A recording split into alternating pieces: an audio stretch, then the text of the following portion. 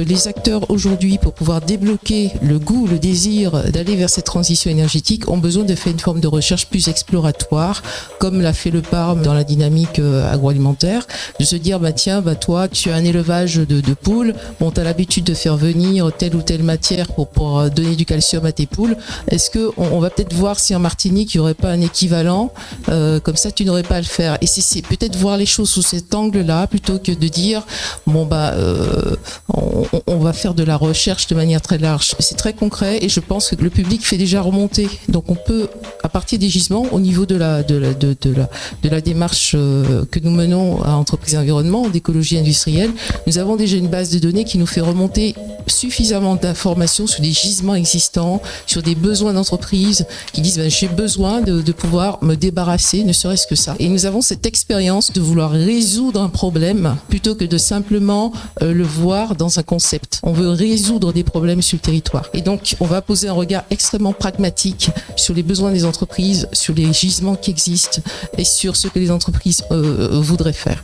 Donc, il y a ces questions-là. Il y a une deuxième question aussi en termes de barrières qui sont accompagner, émulsionner, relever l'ESS. Ils n'ont même pas de CRES en Martinique. Donc, comment voulez-vous que l'ESS se fédère pour pouvoir arriver à être porteur de projet, à apporter une information? Enfin, aujourd'hui, l'ESS, c'est le ferment de notre territoire parce qu'ils sont toujours là pour apporter des petites réponses qui vont dimensionner de façon très flexible. Et aujourd'hui, l'ESS n'a pas de fédération. Voilà. Et nous avons besoin de les accompagner, de pouvoir leur faire remonter les besoins du territoire en leur disant aujourd'hui en Martinique, on a tel ou tel problème par rapport à la palette cassée. Moi, j'aime beaucoup parler de la palette cassée. On a beaucoup de palettes cassées qui s'en occupent. Voilà. À la rigueur, on a beaucoup de palettes déjà tout court, mais la palette cassée qui s'en occupe. On a les invendus de boulangerie qui s'en occupent. Bien sûr, les pêcheurs les prennent, les agriculteurs les prennent, les éleveurs les prennent. On pourrait fédérer quelque chose et créer quelque chose. On a bien sûr les déchets du BTP. Si on veut aller sur du lourd, on a les engrais naturels. Il y a une grande déperdition au niveau du lisier, de porc, au niveau de...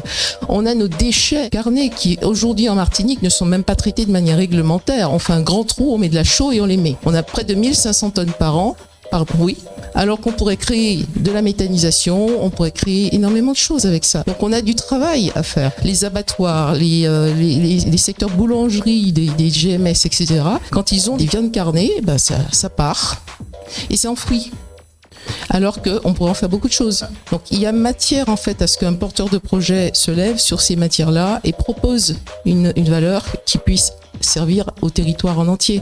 Je sais pas, j'ai entendu parler de la pyrogazéification sur certaines choses, la méthanisation. Enfin, on a tellement de trucs qu'on peut faire en Martinique qui pourraient répondre à de vrais besoins. Une des barrières que nous avons par rapport aux équipements, c'est que nous avons une vision, que nos équipements sont à nous et nous avons une vision absolument individualiste et individuelle de comment nous allons gérer ces ressources-là. Alors que si nous arrivons à les ouvrir et à imaginer un modèle économique du futur dans lequel on pourrait entrer ces ressources et les partager avec des conventions, évidemment, vous ne passez pas votre matériel comme ça, avec un bordage juridique, avec tout ce qu'il faut, on pourrait à la fois réduire notre impact environnemental, parce que l'île, elle fait que 1128 000 km², elle n'est pas si grande que ça, et on pourrait à la fois également faire de véritables économies. Ces économies-là, on va pouvoir les investir ailleurs.